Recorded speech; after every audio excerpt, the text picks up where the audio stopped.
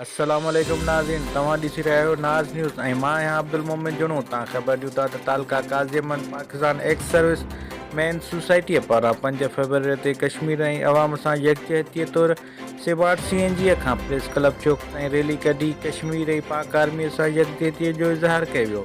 उन मौक़े ते अॻवान तालका सदर अनवर उनर, ज़ुल्फ़कार सहतो, सूबेदार मीर साहब ऐं हनीफ़ ञोठो, ग़ुलाम रसूल खोसो, उस्मान चंडियो, बचल महर ऐं ॿियनि अफ़गान मीडिया सां ॻाल्हाईंदे चयो त कश्मीरियुनि खे पंहिंजे हक़ घरनि तां शहीद कयो पियो वञे, जेको कंहिं बि सूरत में बर्दाश्त न कयो वेंदो। कश्मीर पाकिस्तान जो हिसो आहे ऐं उते जे अवाम सां थींदड़ ज़ुल्म बर्बरियत बंदि कई वञे। अफ़गान अक़वाम मुतहिदा खां मुतालबो कंदे घुर कई त कश्मीर जे अवाम खे आज़ादी ॾेई पंहिंजो हक़ ॾिनो वञे। पंहिंजे स्टाफ जूना मुरियत हर क़िस्म जो AC, DC, सोलर सिस्टम बारियात दस्तियाब आहे। प्रोपराइटर अरशद अली।